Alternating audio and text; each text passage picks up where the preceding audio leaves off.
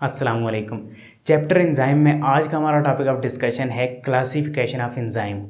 Enzymes को 6 classes में divide किया गया है, क्लासिफाई किया गया है और फिर हर क्लास में बहुत सारे एंजाइम्स काम कर रहे होते हैं। सबसे पहली क्लास है ऑक्सीडो रिडक्टेजेस। ये ऐसे एंजाइम्स होते हैं जो कि ऑक्सीडेशन और रिडक्शन प्रोसेसेस को स्पीड अप कर रहे होते हैं। ऐसे जितने भी रिएक्शंस हैं जहाँ पर ऑक्सीडेशन रिडक्शन हो रही होगी, और ऑक्सीडेशन रिडक्शन का मतलब क्या है, loss and gain of electron हो रहा होगा, उन रिएक्शंस को जो एंजाइम स्पीड अप कर रहे होंगे वो ऑक्सीडो रिडक्टेजेस की कैटेगरी में स्टडी किए जाएंगे। So these are the enzyme that catalyse transfer of electron from one molecule the reductant to another molecule the oxidant. ये ऐसे एंजाइम्स होते हैं जो कि ट्रांसफर ऑफ इलेक्ट्रॉन में हेल्पफुल होते हैं from one molecule to another. Simply हम कह सकते हैं these enzyme catalyse oxidation reduction reactions. अगर हम फोटोसिंथेसिस में देखें, रिस्पायरेशन में देखें, तो ट्रांसफ़र ऑफ इलेक्ट्रॉन हो रही होती है और उन ट्रांसफ़र ऑफ इलेक्ट्रॉन को एंजाइम कैटलाइज कर रहे होते हैं, और वो जो एंजाइम हैं वो क्या होते हैं, ऑक्सीडो रिडक्टेजेस होते हैं। ऑक्सीडो रिडक्टेजेस एंजाइम्स की एग्जांपल हैं ऑक्सीडेजेस, डीहाइड्रोजिनेजेस। डीहाइड्रोजिनेजेस ऐसे एंजाइम होते हैं जो हेल्पफुल होते हैं इन रिमूवल ऑफ हाइड्रोजन, और ये हाइड्रोजन आयन की फॉर्म में होती है। अब हम चलते हैं सेकंड कैटेगरी की तरफ, जो है ट्रांसफेरेजेस। ट्रांसफेरेजेस ऐसे एंजाइम्स होते हैं which help in transfer of specific functional group from one molecule donor to another molecule acceptor. Transferases नाम से ज़ाहिर है ट्रांसफ़र। ये ऐसे एंजाइम होते हैं जो हेल्पफुल होते हैं ट्रांसफ़र ऑफ फंक्शनल ग्रुप, एक मालिक्यूल से दूसरे मालिक्यूल में फंक्शनल ग्रुप की ट्रांसफ़र में ये हेल्पफुल होते हैं। ऐसे जितनी भी रिएक्शन जिनमें ट्रांसफ़र ऑफ फंक्शनल ग्रुप हो रहे होते हैं, और उन रिएक्शंस को जो एंजाइम कैटलाइज करते हैं, स्पीड अप करते हैं, वो एंजाइम ट्रांसफेरेजेस की कैटेगरी में स्टडी किए जाते हैं।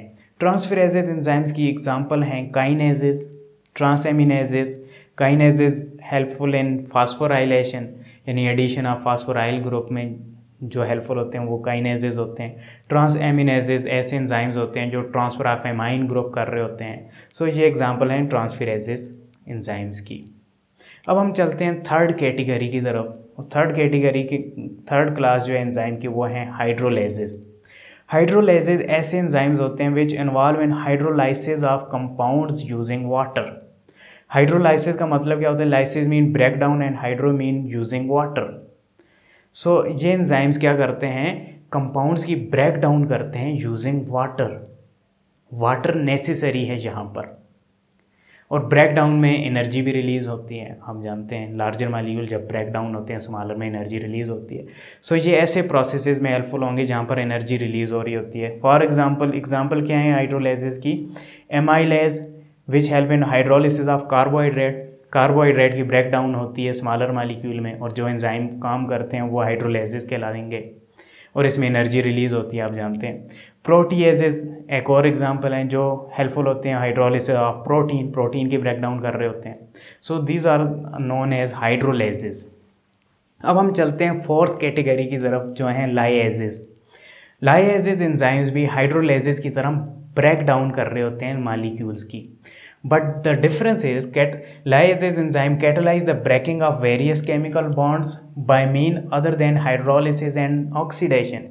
ये ऐसे एंजाइम्स होते हैं जो ब्रेक डाउन करते हैं मॉलिक्यूल्स की, बट ये हाइड्रोलिसिस और ऑक्सीडेशन से डिफरेंट तरीके से एक्ट करते हैं। फॉर एग्जांपल, ये ब्रेक डाउन में वाटर की यूटिलाइजेशन नहीं करते, ऑक्सीजन की यूटिलाइजेशन नहीं करते। एग्जांपल देख लेते हैं डीकार्बोजाइलेजेस। ये एग्जांपल है लाइएजेस एंजाइम्स की। डीकार्बोजाइलेजेस का मतलब क्या है, रिमूवल ऑफ कार्बोजाइल ग्रुप, और ये कार्बोजाइल ग्रुप को रिमूव करके कार्बन डाइऑक्साइड में कन्वर्ट करते हैं ये एंजाइम। एग्जांपल देखते हैं हम, यहाँ पर एक पायरोवेट का मॉलिक्यूल है जो कि 3 कार्बन मॉलिक्यूल होता है, जिसकी एक साइड पे कार्बोजाइल ग्रुप लगा होता है और दरमियान में जो है कीटोन ग्रुप होता है।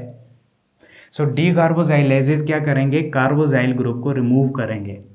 इन्हें वाटर और ऑक्सीजन की ज़रूरत नहीं है, ये रिमूव कर देंगे पायरोवेट को।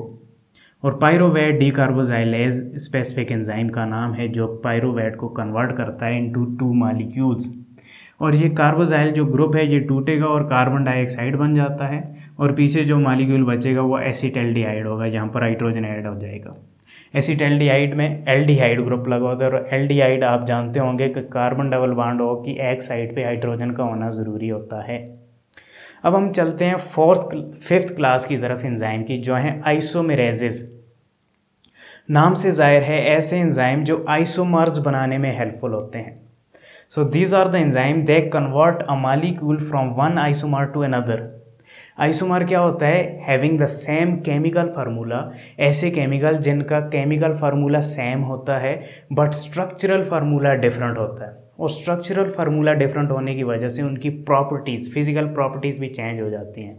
सो ऐसे एंजाइम जो कि मॉलिक्यूल्स की अरेंजमेंट को चेंज करके उनके आइसोमर्स बनाते हैं, उन एंजाइम को आइसोमरेजेस कहते हैं। They convert a molecule from one isomer to another. It facilitate intramolecular rearrangement in which bonds are broken and form. ये कैसे करते हैं कि एक मॉलिक्यूल के अंदर के जो एटम्स हैं उनके बॉन्ड को तोड़ते हैं और रीअरेंज करके जोड़ते हैं। सो केमिकल स्ट्रक्चर में, केमिकल फार्मूला में कोई फ़र्क नहीं आता, बट स्ट्रक्चरल अरेंजमेंट चेंज हो जाती है।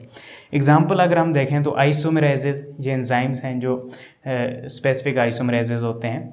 इसकी एग्जांपल देख लेते हैं। ग्लूकोज आइसोमरेज जो ग्लूकोज को फ्रक्टोज में कन्वर्ट करते हैं, और फ्रक्टोज ग्लूकोज का आइसोमर होता है, आप जानते होंगे। अब हम चलते हैं सिक्स्थ कैटेगरी की तरफ, सिक्स्थ क्लास की तरफ एंजाइम की, जो हैं लाइगेजेस। लाइगेजेस एंजाइम को हम सिंथेटाइजेस भी कहते हैं, क्योंकि ये सिंथेसिस कर रहे होते हैं किसी चीज़ को, या लाइगेज कर रहे होते हैं, जोड़ रहे होते हैं। So ligases enzyme catalyze the formation of different bond by combination of two compounds. Ligase enzyme दो कंपाउंड को आपस में जोड़ रहे होते हैं। सो जो एंजाइम दो मॉलिक्यूल्स को आपस में जोड़ रहे हों, और दो मॉलिक्यूल्स को आपस में जोड़ने में जो कैटालाइज का फंक्शन परफॉर्म करें, जो स्पीड अप करते हैं इस रिएक्शन को, वो एंजाइम लाइगेजेस की कैटेगरी में स्टडी किए जाएंगे।